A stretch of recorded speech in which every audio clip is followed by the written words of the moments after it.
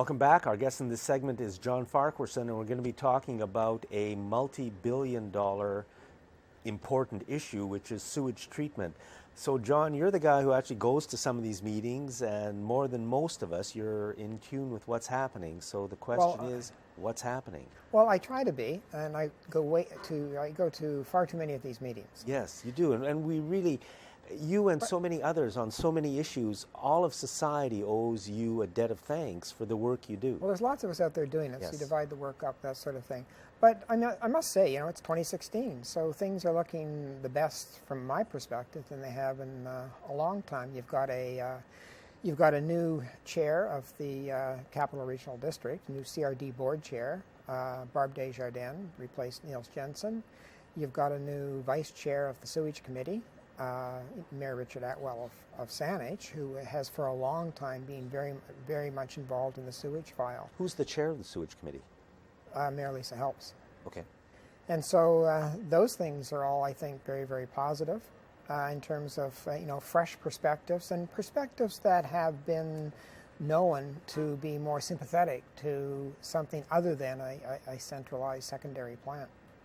So now, that's the encouraging. problem with the centralized secondary plant is it's going to cost $1 billion, and I think I can say it's going to do zero environmental good.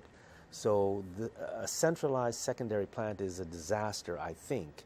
If we can't do better than that, then personally, I think we should do nothing.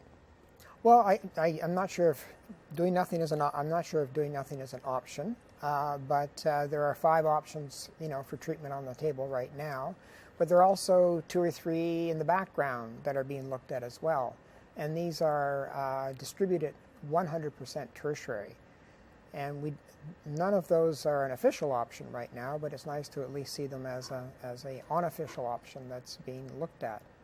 And so probably you, along with the rest of us, everybody had their knickers in a knot over this impending March 31st deadline with $80 million worth of 3P funding attached to it. And if we didn't have an amended liquid waste management plan by then, we were going to lose that money. And some people felt that, well, if we lost the 80, we're going to lose all the money. It's all going to come unraveled. We're going to lose the rest of the Well, apparently now we're looking at a possible extension of the March 31st deadline or some sort of interim agreement. And that would buy us some time to, have a look at all of the various options, to really do a full analysis and costing of a fully distributed 100% tertiary. And as I say, they're being looked at. I think last time I was on, well, maybe the time before, but there's a technology that allows for a deep well. You dig a huge, deep hole in the ground, you stick in a tertiary treatment facility at McLaughlin and one at Macaulay, and a small footprint, and that solves your problems. So the Technical Oversight Panel, TOP, is apparently going over to Vancouver to have a look at this operation. There's one over in Vancouver that they can look at. So they're going to do that mid-month, report back on that. There's a 7-site distributed 100% tertiary option that they're already looking at, and the engineers are charged with providing some sort of written report back on that option. So the things that I'm encouraged by, and also there's an allowance for new sites to be introduced. If in their analysis the Technical Oversight Panel come across a high value site that hasn't gone to public vetting, then they have the authority to put it forward for further analysis to the respective municipality.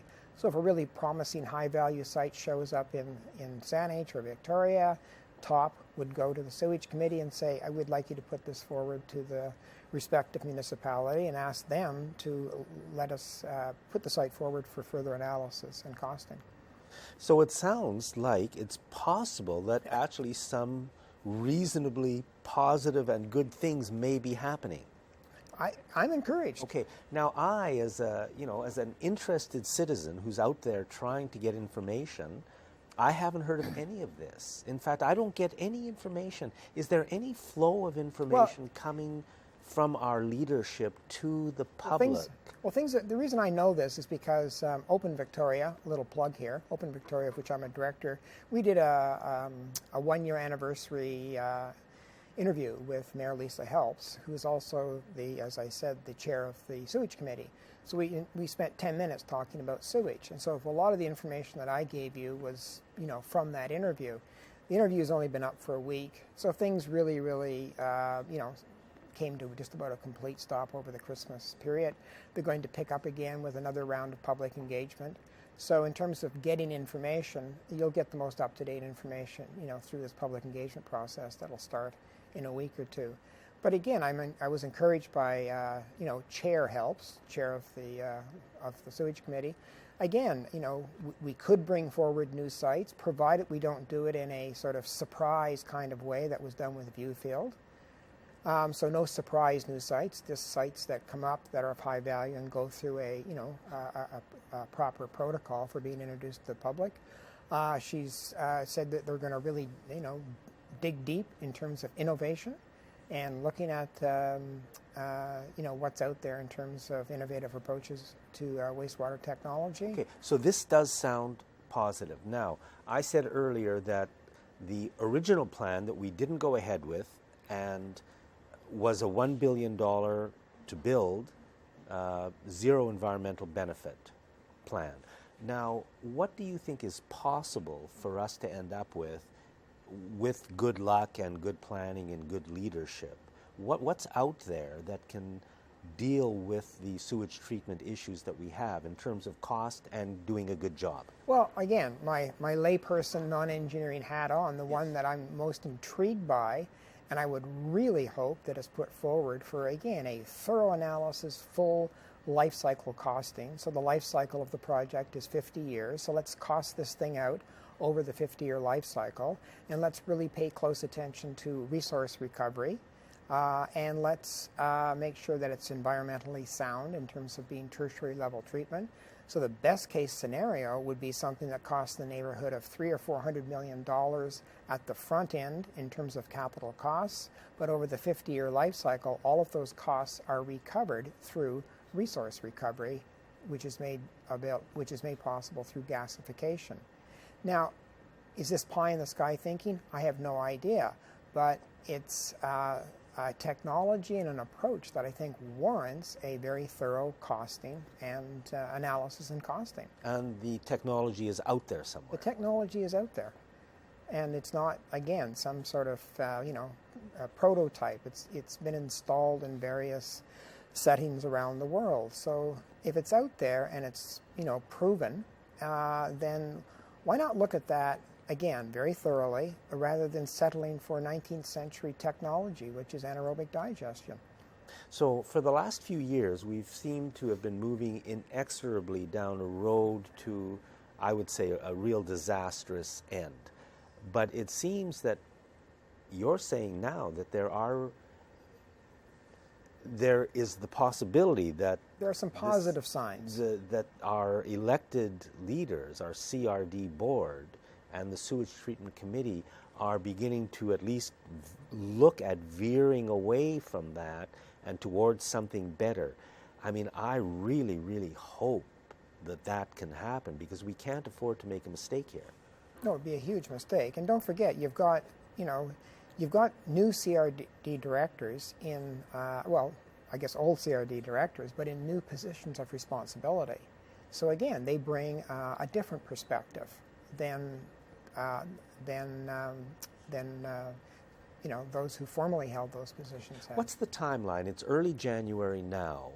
We were told that final decisions were going to be made in January. Is there a new timeline? Well, again, the end of January decision was being driven by this March 31st, $80 million 3P funding. But now that seems to have been taken off the table, in the sense of getting an extension or doing some sort of interim agreement until all of the various options have been fully analyzed and fully costed and vetted by the public, and the public's provided their feedback. We've bought ourselves some, as far as I can see, we've seemed to have bought ourselves some time there. So, by the fall, I mean, the fall doesn't seem like an unreasonable time to, make a final decision. Okay.